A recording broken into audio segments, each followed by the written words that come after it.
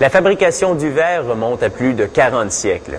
Mais vers la fin des années 1800, les verriers américains ont créé un nouveau produit spectaculaire.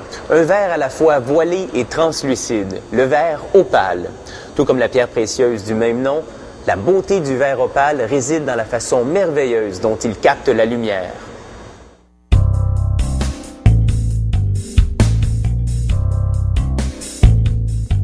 Le verre opale est un verre semi-transparent accentué par une couleur ou un mélange de couleurs. Les verriers le créent en mélangeant des minéraux comme du sable siliceux, du soude,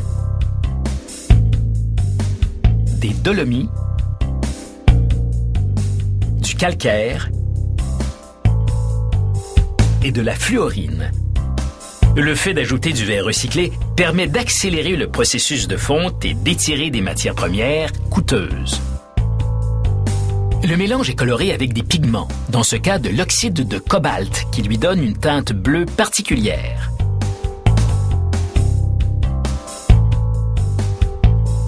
Un monte-charge soulève les matières premières, le mélange vitrifiable, et les achemine au mélangeur qui compte 2 chambres. Les ingrédients circulent d'une extrémité à l'autre entre les 2 chambres, ce qui permet de les incorporer parfaitement.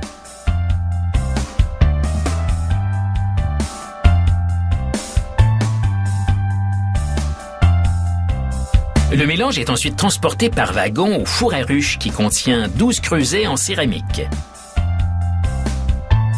Le fondeur pelette le mélange vitrifiable dans un creuset pour le faire fondre à 1426 degrés Celsius. Il remet tout déversement dans le creuset puis ferme le goulot afin de contrôler la température interne.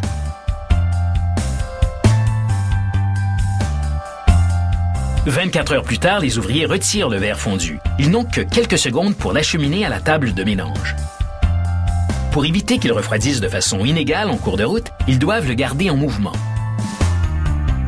Il est crucial que les louches soient refroidies entre chaque utilisation. Sinon, le prochain cueillage de verre collera à leur surface.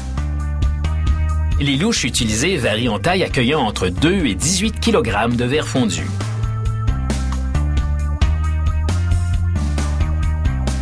Les ouvriers versent jusqu'à 5 louches différentes sur la table à la fois pour fabriquer une seule couleur. La magie a lieu à la table de mélange. Le verrier prend un cueillage de verre fondu bouillant, puis un autre, et les mélange avec art à l'aide d'une fourchette d'acier.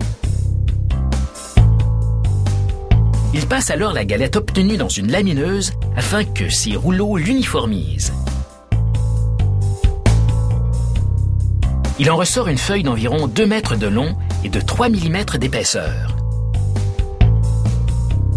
Tous les 90 secondes, les ouvriers emplissent leur louche de verre fondu à 1200 degrés Celsius. Le fait de mélanger le verre fondu sur la table permet de le refroidir et d'amalgamer les couleurs.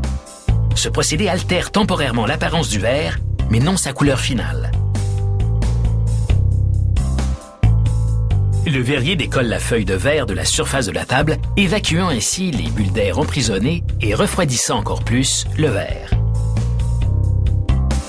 La feuille passe alors dans une étendrie, un four qui recuit le verre, ce qui lui permet de refroidir de façon uniforme sans craquer. C'est ici que les retailles sont enlevées. Les ouvriers portent des vêtements protecteurs pour manipuler les bords tranchants comme des lames de rasoir et toujours chauds au toucher. La coupe des feuilles de verre est un travail délicat qui s'effectue à 2. Les 2 verriers doivent travailler de façon synchronisée afin de maintenir le rythme des feuilles qui arrivent. Un seul creuset produit environ 25 feuilles par 24 heures, soit 300 feuilles par jour pour un four à 12 creusets. À l'aide d'un coupe-verre à pointe au carbure, les ouvriers coupent le verre, puis séparent les panneaux standards de 81 cm².